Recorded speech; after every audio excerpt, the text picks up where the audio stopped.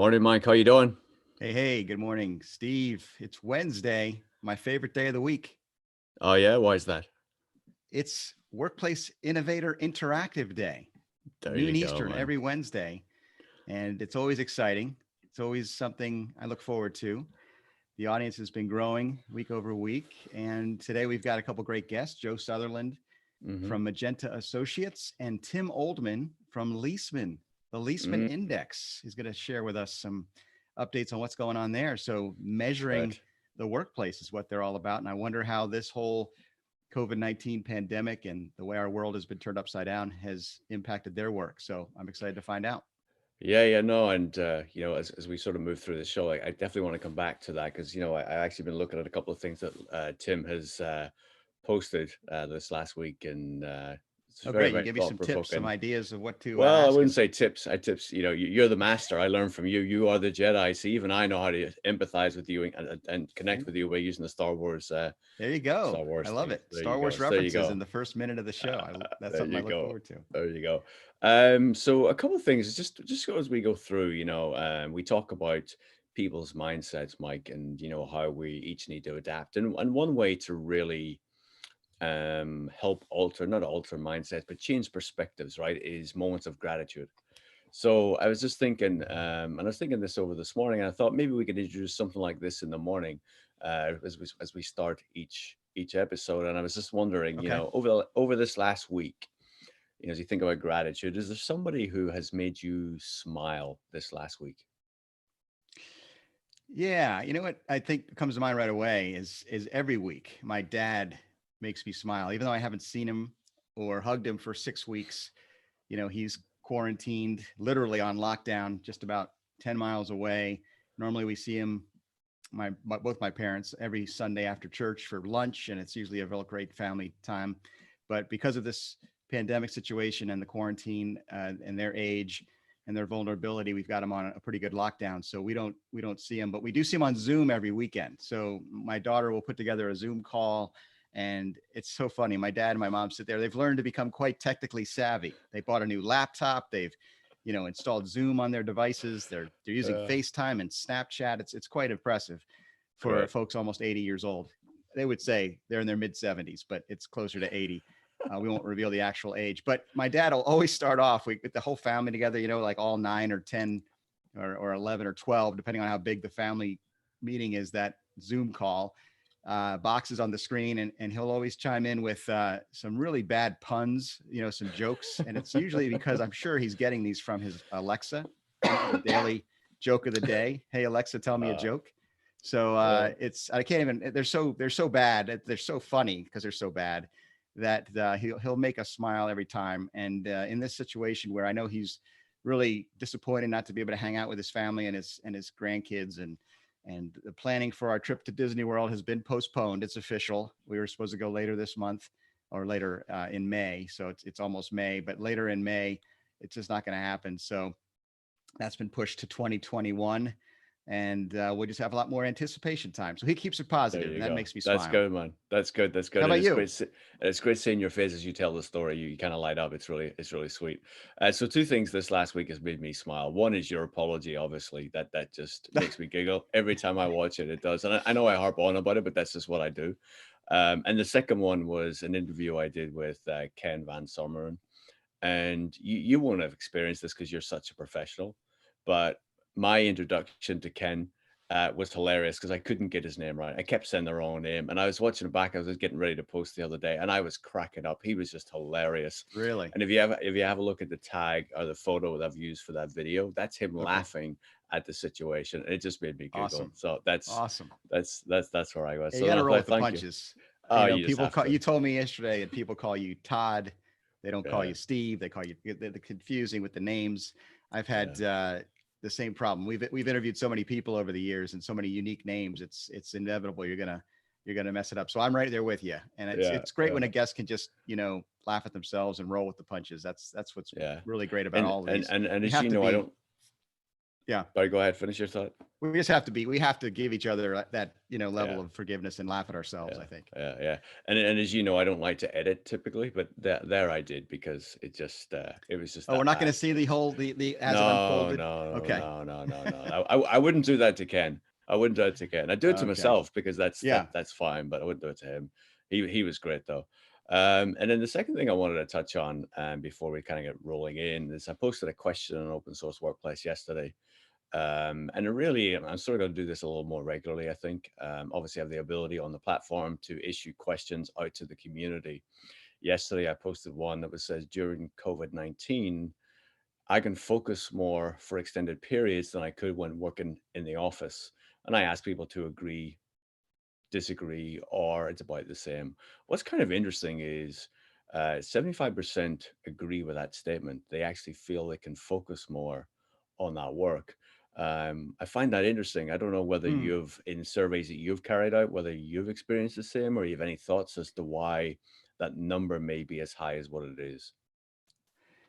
I don't have the data, Yeah. but I think Yeah. we'll get it. Certainly today on the live stream with Leisman, I'll ask that question. Hmm. And also the Workplace Evolutionary survey of home Yeah. working is going to be revealed. The results, the Mm. findings, they just announced yesterday or the day before their webinar where they're going to go over all the findings from that massive survey they did about working from home. But I can only imagine, isn't the statistic that before the pandemic, only about 3% of the workforce Right. working from Work for, home or yeah. remote Yeah. worker? So I was a remote worker. So a lot of the questions when I did these surveys was, I think I told you about this. It wasn't applicable to me because I'm most of the time working remotely anyway. So a lot of the questions were framed about the difference between your normal work life pre-pandemic and then the new quarantine life, the work from home experiment. So I'm imagining that the number is so high, 75%, because people are like, wow, I'm here. I am, in the quiet of my home or a quiet time I can control, and I'm not being interrupted. I'm not being disrupted by employees or colleagues coming by, randomly, and they find that they can really concentrate. So I'm not surprised that number's so high. I think what's funny and ironic and maybe paradoxical, my favorite word, is that Yeah. for something like me, and I think Andrew Mawson, or maybe it was an article I read from Tim Oldman because I was preparing for today's interview or live stream discussion, is that there's this kind of strange thing for those of us like you, and maybe this is a question back to you, for the 2 days a week that you used to work from home, you had those days blocked off for particular type of work, head Hmm. down work, that you wanted to have concentrated work. Has that been disrupted because of the new normal, because of the fact that everybody's on a Zoom call? You could be invited to a Zoom call, kind of spur of the moment, which has happened to me. You don't get to control things as much as you used to. So it's almost like both directions, although the majority of people are now experiencing this new ability to concentrate in bigger chunks. Some of us are less able to do what we used to do because we have less control over our home life work schedule. Mm. Have you Yeah, thought about no, that? it's a great question, and as I sort of reflect as you were asking the question, and it has changed a little bit, I will say. Those 2 days though are a lot of the standing meetings I had for Tuesday, Wednesday, Thursday, which was when I went into the office, have sort of stood the test of time. They haven't shifted. Yes, obviously, urgent meetings get added to the calendar, and I get invited, and that's fine. They can be anytime. But the 2 days have primarily been locked for the most part, to allow me to sort of maintain my 2 days of focus work and then 3 days of the collaboration with the team. And People I know, think don't bother that's Steve on well, I Mondays and think so. Fridays or whatever. Yeah. Well, maybe they just don't want to talk to me. Maybe there's that Could aspect be. of it too, and they feel like Tuesday, Wednesday, Thursday they have to. But anyway, Yeah. but no, it's a great question, and it's a good thing. And where I was sort of thought about this, and where I was sort of thinking when I asked the question was, actually, if I think about how much of a team's activity they do when they're in the workplace that actually is focused work. Obviously, it differs team to team. So 75% feel they can focus more at home.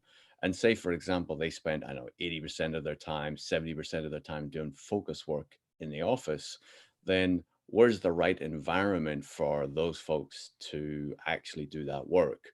You know, Mm. there are people that will maybe spend 35, 25% of their time doing focus work all the way up to maybe 80, 90%. So as we think about, okay, how do we think about what the new norm looks like, and what's the best strategy from a workplace environment or a work style for individual teams, understanding that each company's different, each department's different.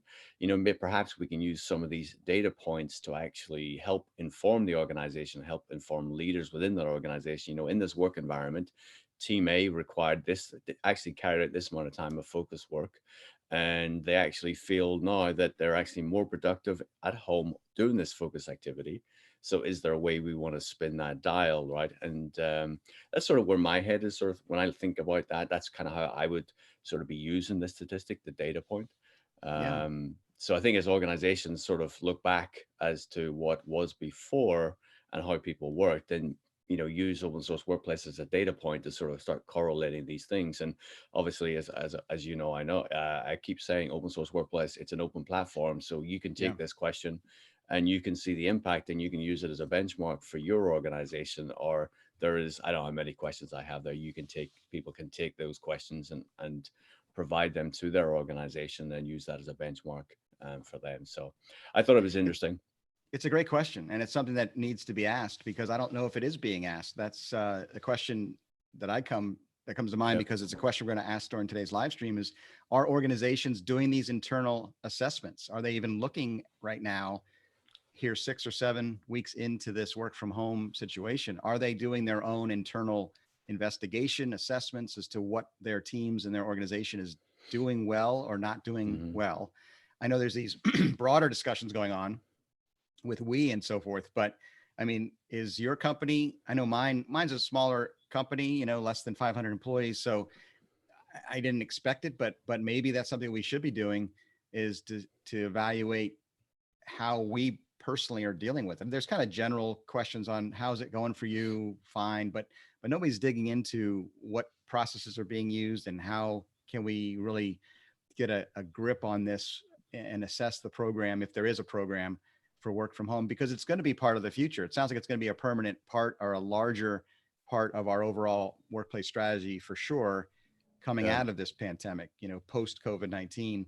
And those are some of the other things we'll discuss today. I think we're getting into this phase now of what's the return to work going to look like? It's so fast. Every week it's like a whole other shift. It's like, what's the return to work Yeah. going to look like? And what do we need to do to plan for it? And then it's almost like, all right, how's it going to look after the vaccine is released, and it's almost like we're looking ahead a year and 2 years and Hmm. more.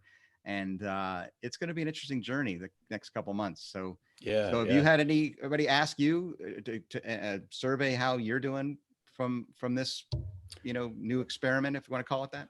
No, no survey within the organization as yet. I know they're consciously working on something, Hmm, but I almost okay. think as well that most organizations will wait to see who wants to come back to the office, who's going to come back to the office, and then assess things there.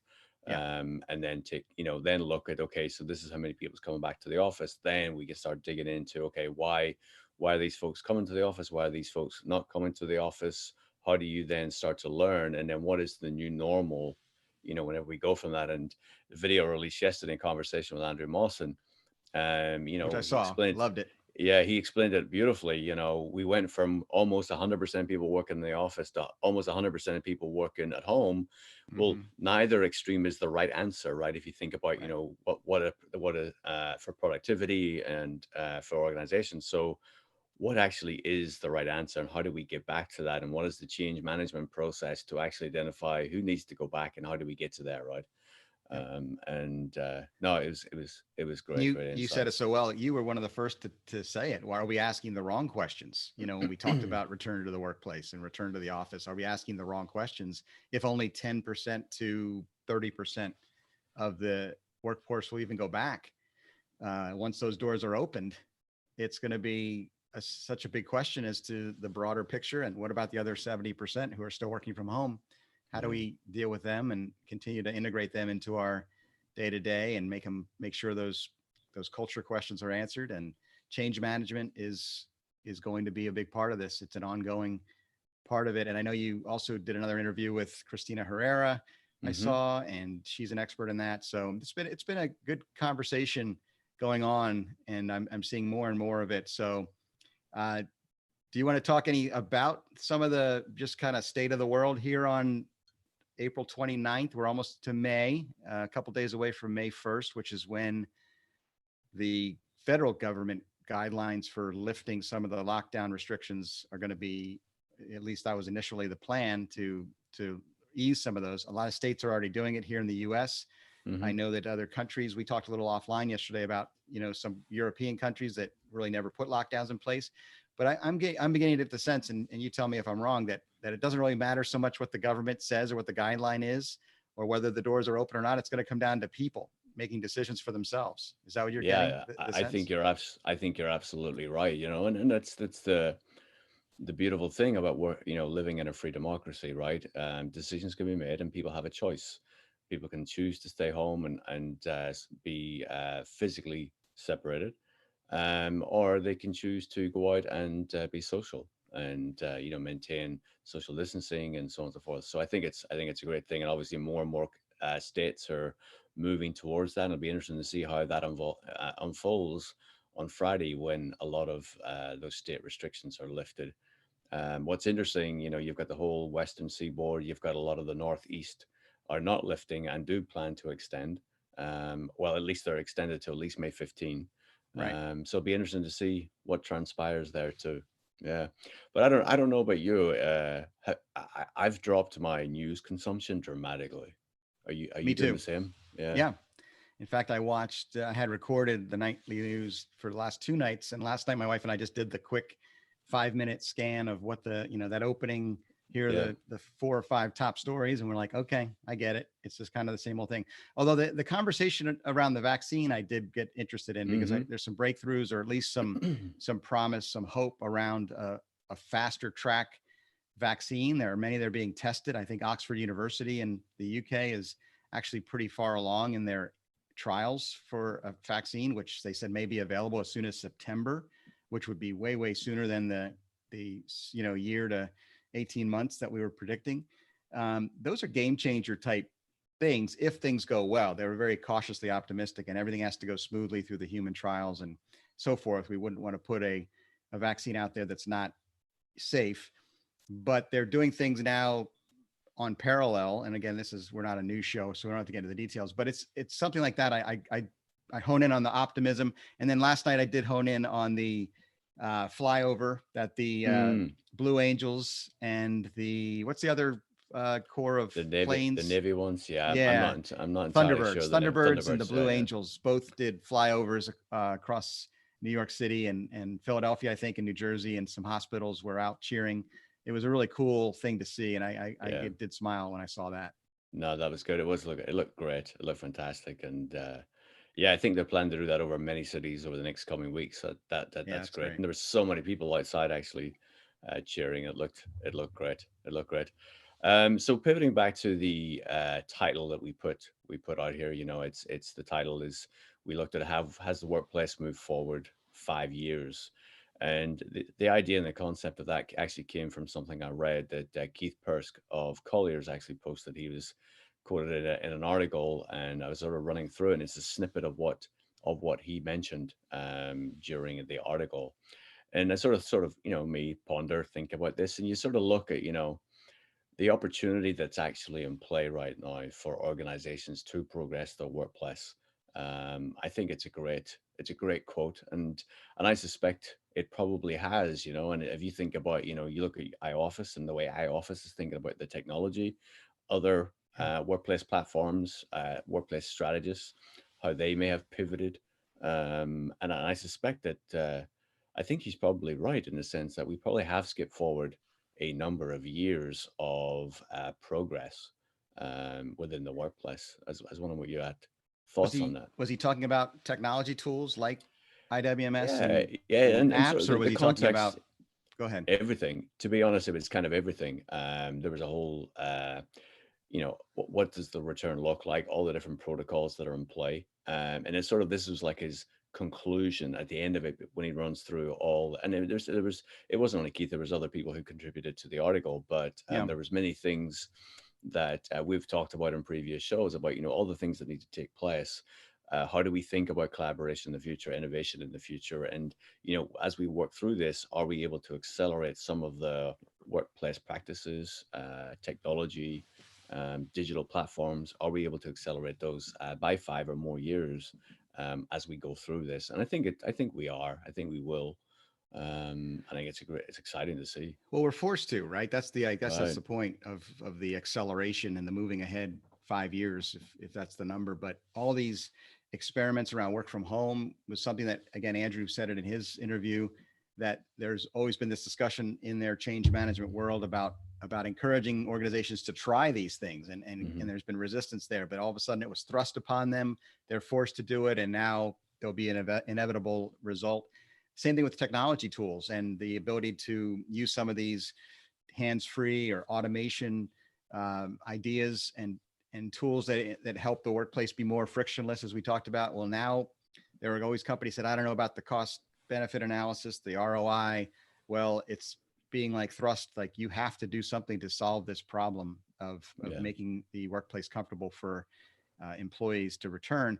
And that's something that Kay Sargent said last week on the live stream. Mhm. Somebody asked the question, who's going to pay for all this? You know, when it comes to some of these tools and technologies that may be necessary. And she says, how can you afford not to? I mean, organizations are going to have to find a way because it's now been it's forced them to. So that's where I can see that, Mm. you know, all of a sudden we're pushed down the road, you know, 5 years where it would have under normal, the grind of the normal budgeting cycles and the normal, you know, just slow churn of workplace change, which has always been a slow churn traditionally compared to even other segments of our society. The real estate community has been known to be laggards, you know, falling behind, whether it's technology Yeah. or some of the other strategies. So yeah, I see it. I see it accelerating for sure. Yeah, yeah, no, absolutely. And I mean, I just have to sort of, as you were talking, I was thinking about you as an organization. If you think about, your clients, your customers, and I have to imagine the demands that they're putting on your organization to be innovative, to actually develop and progress the product. You're probably getting very clear direction from your customers at the moment. Yeah, we have something called our customer advisory board that met a week or two ago, and within that time frame, our developers did a hackathon, and we have a new feature functionality coming out. Uh, I don't know where I am if I'm allowed to announce it, but it's obvious what everybody needs. Our customers want the tools to help them plan the return to the office, plan for physical distancing within the office, and different parameters. So for those who don't know, iOffice is a workplace management tool. You've got your space, your floor plan. Say you have 1,000 people on a floor, and they're set up in all the desks and conference rooms and all the available spaces, whether it's, you know, open shared spaces or closed offices. They're all represented on this CAD plan that's been put into the system.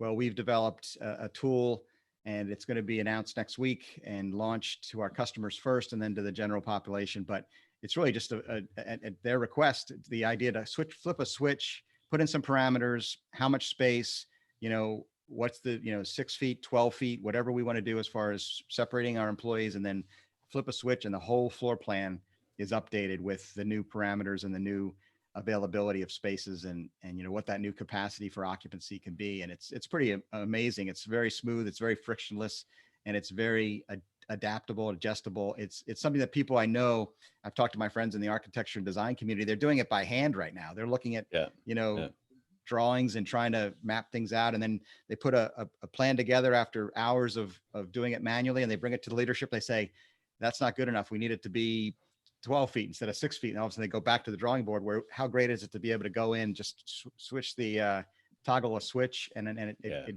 all does it automated for you. So those type of tools are being developed. And I know that we're not the only ones doing it, but the fact that if you're already an iOffice customer, that type of thing's coming your way, and it's going to be very helpful as people plan and continue to evolve in the coming months as that slow migration maybe becomes a bigger, that trickle of people coming back to the office becomes more and more.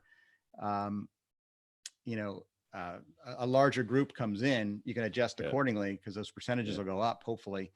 And I wonder if you have thought about, I lost my thought there, but it was the idea of, as people come back to the office and we adjust, there's a question we're going to ask or discuss in the live stream today around the big picture, you know, post vaccine and post pandemic, let's call it, because, you know, Hmm. let's say we get to a point where for the majority of folks are comfortable going back into public, back into the workspaces. This is projecting out a year or more, but how's that going to impact the real estate market overall? You know, are we going to need more space? continue to do social distancing or physical distancing and we need more space? Or will more people work from home and therefore we need less space? Those are the two big factors, but there's all these other little factors that play into that. And it's going to be interesting to see, you as a real estate professional, I'm sure, are thinking about those long-term implications. Are you? Oh, for sure, for sure. Yeah. And those are the things that come up in many of the conversations, the interviews that I've been, taking for Open Source Workplace. And I'm going to steal some ideas and concepts that some of my guests have sort of provided. But yeah, absolutely, it's a question of, do we need more space or do we need less space? That's absolutely the right question, our question that's going through our heads. Or do we have the right amount of space? Right? Are we able to, move furniture a little bit to allow social distancing? So maybe we can let a percentage of the population come back. I mean, these are all ideas that we're floating around, and trying to evaluate those things. And then there's also, okay, so how do we then, if we think about long-term future of real estate, how we procure real estate, do we need to be in cities going forward? That's an open question. Do you do a sort of a hub in a city which is specific for tasks? So is it customer facing? Is it for innovation? Is it for team gatherings? Is it for executives? Is it for training? Right? Do you put all those functions into one central office and then actually you allow people to work from home, or you create a little suburban centers where teams can actually go into the office? And again, there's no decisions, but these are all things that people are, the team are thinking about. And many of the peers that I speak with, are thinking the same thing. So Hmm. I think they're great questions. And I always go back to, well, what makes the teams productive, right? What makes employees within the organization productive? And I have to think that, what makes people productive in the office, whether they're in the office or they're at home, the same factors still make people productive. And I don't know whether organizations have collected this internally in, historically, but if I look at what makes people productive, it's the team that I look after, the company at NASDAQ, we came up with 11 productivity factors. As I run through those 11 productivity factors, I go, okay, so how much can we control or augment a employee's home experience or the office experience? And the factors are really, quite quite basic and neat. I'm just getting to the right so I don't miss anything. So the number one being beverages, right? So at home we can control what it is we want for beverages. We all know coffee is super important when it comes to the office. Then you get to air quality, you get to cleanliness, you get to drinking water, flexible furniture. Homes actually probably provide more flexible furniture than the office can. Sure. You go sit in your bed, you go sit in the patio, you go sit, in the living room at a desk, whatever that is. So is how do you then adjust for that natural light? We have the ability to get a lot more natural light at home because we feel we have a little more freedom to get outside. Then we go to snacks, fresh fruit, good healthy snacks. Those are things that, our employees have told us that they need to be productive. Noise and quiet space. Some people at home find it easier to get that. Some people challenge with that because of other people and the environment at which they have to work. So how do we think about that? And then it comes down to personal control. How can you personally control the environment that you're in? And again, it's how do you adapt those components? And then the last two is proximity to teams, or proximity of teams. So how close are you to the people that you need to be working with? That's the biggest challenge, I think, from the new world, right? So wherever we think we have to be in that dial between 100% work from home, 100% in the office, how do we get that dial right so that we do have the proximity to teams and teams can connect with each other so that they do remain innovative and productive? And then the last piece is the collaboration zone. So you put those two final components together, and that's what I think a lot of the focus needs to be, going forward. But I think that's the bell for the That's a good for list and a good there and you right on go. time. Yeah, Right on yeah. time. The cue. So Well, look, good so talking to yeah. you So look, again. no, Lots to no, think thank you, about. and yeah, no, lots to think about, and please comment below and let us know your thoughts on anything we've talked about, and do send emails to OSW at or oswdaily@gmail.com with any questions or comments you may have, so we can, continue the conversation tomorrow. Mike, Sounds thank you, great. man. I Thank appreciate you, it. Steve. Have Good a good luck day. today. Thank you. Bye.